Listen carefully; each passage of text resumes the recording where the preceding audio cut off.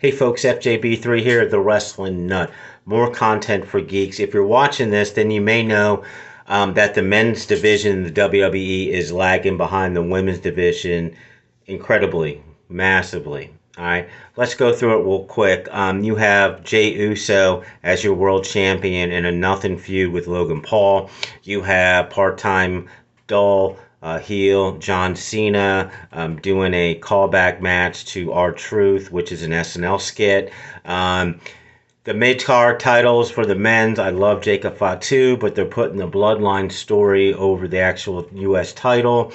Same thing with the Intercontinental Championship. I love Dominic Mysterio. It's one of my favorite titles, but they're putting the Judgment Day story over that title. The tag teams, New Day's not even on the radar. They're a champion on one show. And then the Street Profits, which, they already proved they dropped the ball with every single time. The women's division is so much better. It's so much more refreshing. It's just better television, better stories, better characters. Io Sky is over, and there's a lot of different possibilities where they're going with that. I don't know if they're going to have some NXT people challenge her for the actual title. And then you have, Tiffany Stratton, who still needs a lot of work, but yet she's 26 and has the future in front of her. And a Nia Jax feud makes sense to the Wrestling Nut. All right, they've elevated the Intercontinental Championship with Valkyrie and Becky Lynch tremendously in a perfect story all the way around in an incredible match that's going to be hard to top.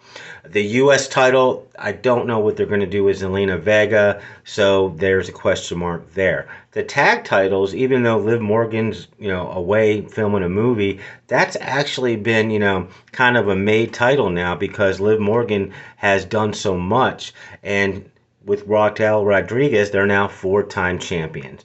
So just the title picture alone, if you compare the men's to the women, it's not even close, folks.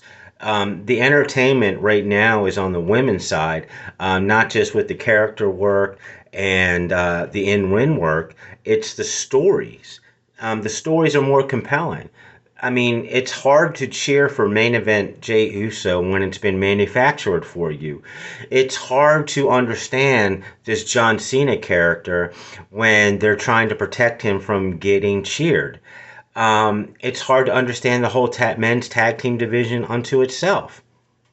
It's hard to understand why they have prestigious titles like the Intercontinental and U.S. title, but yet they put, the Judgment Day story over the Intercontinental title and the Bloodline story over the Intercontinental title. I'm sure they'll intertwine it, but those stories do not need that title. Think how much all the other superstars could benefit if you just ran with those stories, which are compelling, and you didn't have the title involved. Bloodline doesn't need a title. Judgment Day doesn't need a title.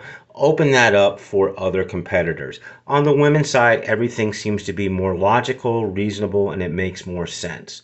Folks, there are my thoughts. I do this for the love of the game, for the passion I have for professional wrestling. Please, if you get anything from my content, like or subscribe. That would be really awesome. Leave me a comment. I will respond. I appreciate your viewpoints. So thank you for watching, and I'm going to continue to do it because I get it right a lot. Thanks.